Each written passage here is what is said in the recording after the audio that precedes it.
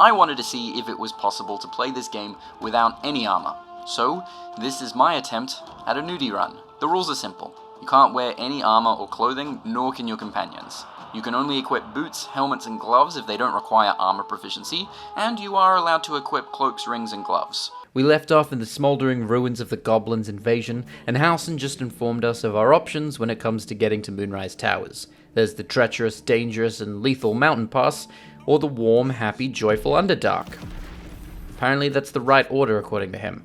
Well, it doesn't matter anyway, because we need to go down both of them because of magic items we need. Namely the Wondrous Gloves, the Bracing Band, the Periaptive Wound Closure, the Gloves of Dexterity, and the Defender Flail. But who's keeping track? On the way we came across the pack of Yeenagu cornering the humans in a cave, a fierce and bloody battle that...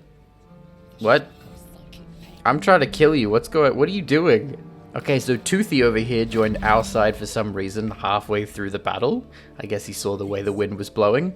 And then he immediately died after when he tried to kill us. Saving the travelers, they told us about their base in Joaquin's Rest and invited us to meet with their criminal associates. Then we had to kill them as well because they saw us grabbing the bottle of Beholder from their luggage.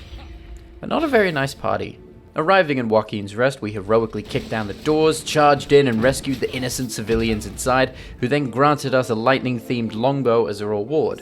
At this point, knowing how much good we've done, we reached the entrance to the Zhentarim hideout and began exploring. This was actually my first time visiting the area in any of my playthroughs, so I was really curious about what I could find here. So they threatened me a few times, but they're not attacking me, so I guess I'm good to come inside. You have a death wish. Happy to grant it. What did I do? Alright, let's mosey, guys. This place is about to blow. What? Why did they blow? Huh? Are you okay? You're so wet. Whatever you planned with Rugen, they know. If you say so. So after 3 different fights, none of which I instigated, we had the entire hideout to investigate on our own, and only Will for some reason leveled up. At level 5 we gave him the slow spell and switched out mage armor for mirror image, which would theoretically raise his AC by 9, which is just wild. We also found the Summoner's Gloves as well as the Zhentarim secret entrance into the Underdark, getting all of our party members to 5th level.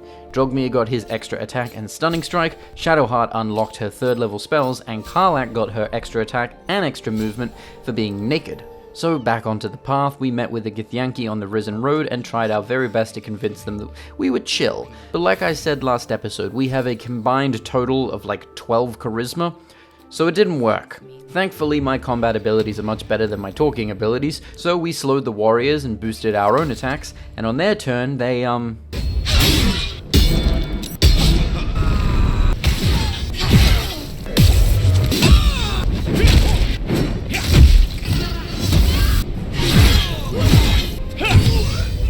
That felt good. And finally, at this point, we made it to the Risen Road, where Mazora! Why do I have to talk to you now? What are we even doing? Is that Raphael? Naturally, Will got his horns on, and we got to speak with everyone's favorite devil, who offered us dinner in return for our souls. That doesn't seem like a great deal. Okay, but finally though, now we have made it to the Risen Road so that we can finally get the Periapt of Wound Closure. Now, this necklace won't help with anyone's AC, but it will stabilize whoever's wearing it if they start their turn with 0 hit points, which isn't necessarily a game changer, but it will save us a lot of money on Revivify. But here we are at Rosemorn Monastery, a massive temple dedicated to the god of light, Lathander. It's been overtaken by Githyanki, drunk kobolds, and magic cats. All we need to do from here is stealth our way in. Fuck! Okay, we just stealth our way in. Fuck! Just sneak right in, no worries, no one's even looking. Fuck! We did that silly little puzzle, taking well over 45 minutes to do so. Then we spent another 45 minutes trying to figure out how to get the fuck inside, because I've only been here once before. Now amongst allies, all I had to do was convince them that we meant no harm and... Alright, let's get this over with. So we get through, we find the merchants, and we get both the Defender Flail as well as the Gloves of Dexterity. The Flail adds a +1 to your AC, and the Gloves set your Dexterity to 16. What followed was about 15 minutes of testing what everyone's armor would be with every set of items that I've collected so far, as I got very confused about each one's limitations. And what we ended up with was Shadowheart with the gloves and the flail, bringing her AC to 17, and everyone else keeping pretty much what they had to begin with. Because of Shadowheart's new ability scores, we jumped back to camp and respect her abilities, placing most of her points that were in dexterity into her strength, which will now allow her to use her new flail at all. At this point, Lae'zel's mum wanted to speak with us and demand the orb that everyone has been demanding. Everyone else that's told me that they wanted it has ended up dead. Could there be a chance now that someone might listen to reason? So, no, we locked the doors, rained hellfire down on our enemies, and ripped out their spines, because everyone wants this goddamn orb. With her out of the way, we were able to move on to meet Chirai Wargaz, the leader of the Crèche, who, well, he wants the orb too. But we've got this. Easy. Will's up first, and with slow being cast on everyone in the room, oh, okay, I can't get, okay, move here. Okay, we cast it on everyone in the room. Okay, he can't see her? Seriously? Shift U, move there, okay. On everyone in the... She's right there! She's right... What do you mean? He can see her! Okay, now with slow being cast on everyone... Come on! Finally, we cast the spell, and everyone except Chirai saves on it. Motherfucker. But really, with slow, even just on Chirai, Drogmir was able to keep the biggest and baddest boy out of the fight with Stunning Strike, meaning we just had to worry about his minions for most of the battle. Shadowheart came out as a new and improved Skull Smasher, while Will kept the crowd on lockdown, and an itty bitty little spiritual weapon spent the entire fight chasing around their only real spellcaster. At this point, we were greeted by the Githyanki Queen herself, but we're not here for her, we've got what we needed, so we hopped in the orb, met with Dreamboat Willie, and got out without invoking her ire, leaving us clear to investigate the trail of the legendary Blood of Lathander. Luckily for the remaining Githyanki, we had all the necessary puzzle pieces that meant we didn't have to destroy the entire Crèche, killing absolutely everyone inside just to get this, hammer. But you know what, this thing doesn't even compare to the Defender Flail or the Sword of Tyr. How much AC does it give? 0. That's why it's going in the backpack for now. As a result of all of this, it turns out Lae'zel is really unhappy if you go to the monastery without her. She's even more upset if you tell Vlaakith to get fucked while you're there. This might have accumulated into something larger if Broccoli Boy didn't rock up literally the next night and tell us that Vlaakith was evil and a liar, not that cool, so consequences dodged. With the Gith veggies dealt with, we took the Zhentarim elevator that we found earlier and re-entered the Underdark, now ready and willing to take on anything in our path. We met some minotaurs, killed some minotaurs, met some mushrooms, and decided that those guys were alright. Then we met with Thulla, an escaped slave who will be the first part of our next journey towards another AC-raising item. She told us about the other deep gnomes being held in Grymforge and asked us to rescue them, even giving us her boots to do so. Heading to the beach, we were met by the Duergar, who had killed the mushroom people and got pushed immediately into combat because we had Glut the Mushroom with us, because he wanted to join our party. Thanks to some expert positioning and tactics, I pushed about half of them off the cliff to their deaths. I've done this fight probably 20 times in total at this point, so it wasn't much of an issue. Before we knew it, the fight was over and sad to say, Glut was a lot more vengeful than I gave him credit for, and we had to part ways via sword.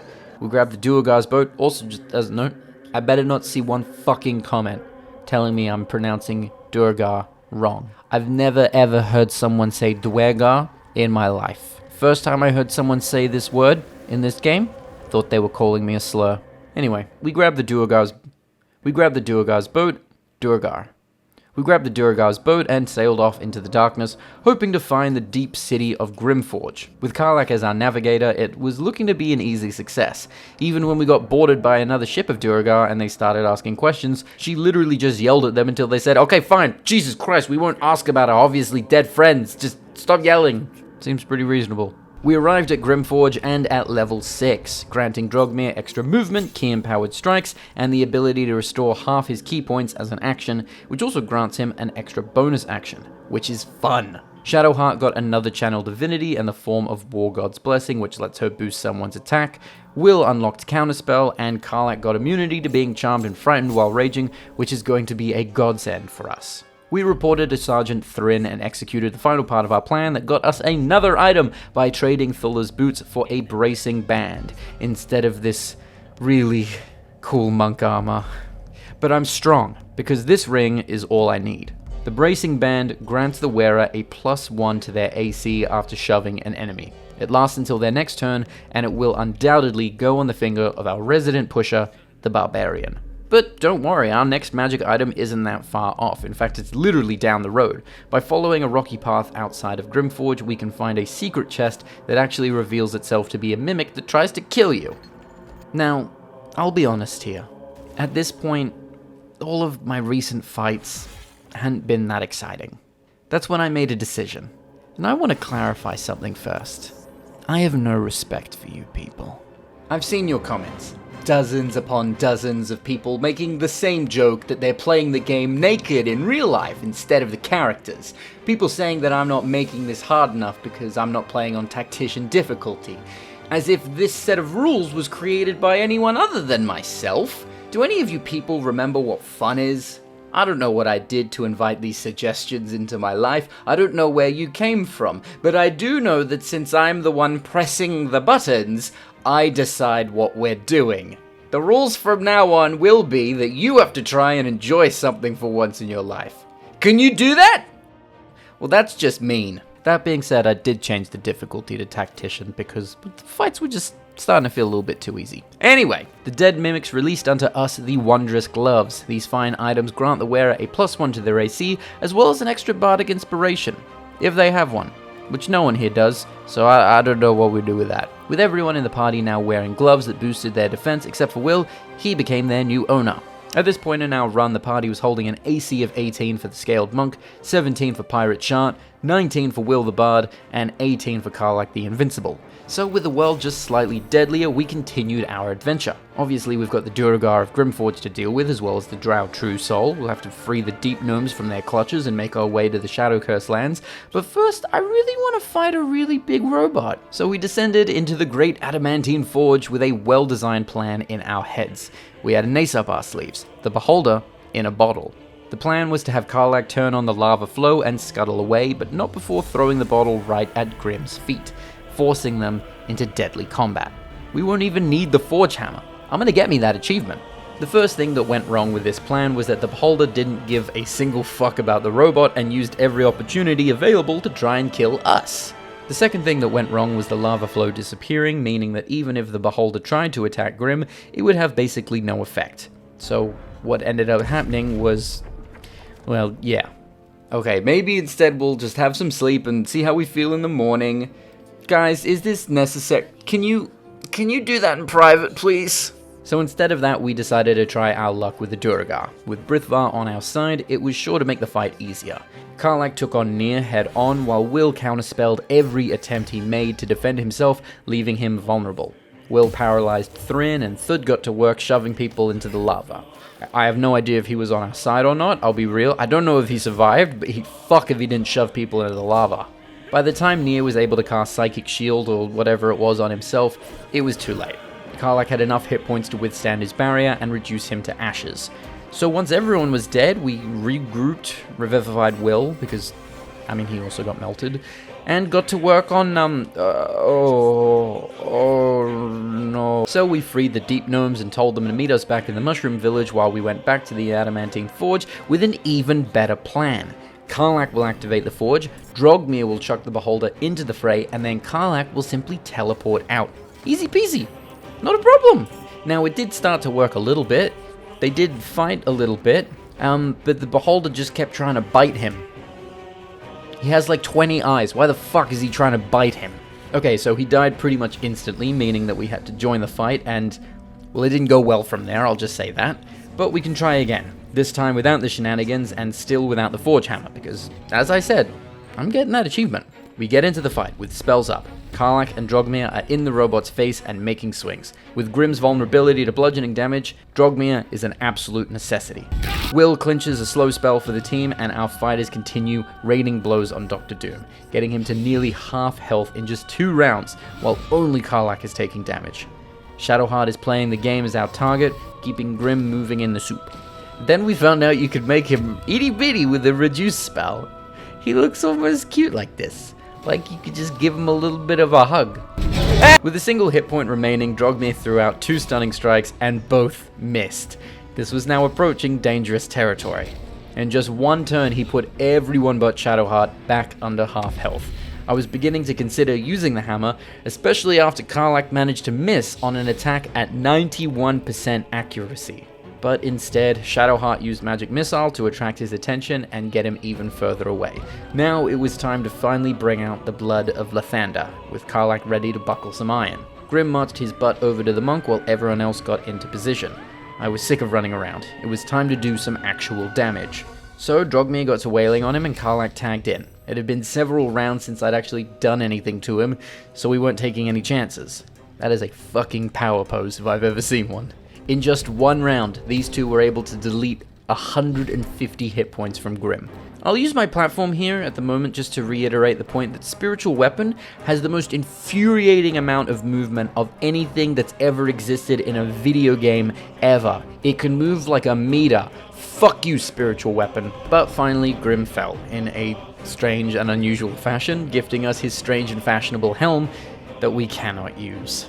At the very least, we can sell it and get some money, but nevertheless, we got the achievement for being both good at video games and sexy at the same time, so we can move on. From the forge itself, we were able to craft the adamantine shield, which gives the wearer a special defense that means they are completely unaffected by critical hits, which will be going straight onto Shadowheart's arm. With the fires of the molten earth now behind us, we made our way back to the Mushroom Village and met with Thula, who asked how everything went. Then I remembered I needed to tell the Deep Gnomes to meet us back at the Mushroom Village. So we went back to Grymforge to tell them. We then went back to the Mushroom Village, and Thula said she knew that the gnomes would be back soon. So we went back to Grymforge to check on them and saw that they had despawned, so we went back to the Mushroom Village to find everyone safe and sound. Then we had to go back to Grymforge to get Nere's head, and I nearly uninstalled the game. But it's fine. We made some real progress, got some great loot, and the mushrooms did their little gay dance, so we can go in peace. I mean, I'd like to help this guy stuck in the mushroom field first, but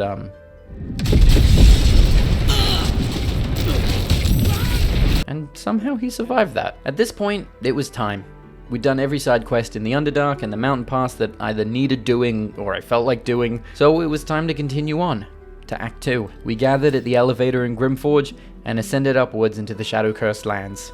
But I think we've probably been through enough for one episode at least. And on hard difficulty. Are you happy now, you annoying motherfucker? Thanks again for watching! This video took a little bit longer to produce than I was hoping, but I'm still pleased with how far we've made it, and I fully intend to see this challenge to the end. Additionally, I have a poll up every month where you get to vote on 4 games that came out that month that you think that I should play. Apart from that, thanks for watching, and I'll see you next time.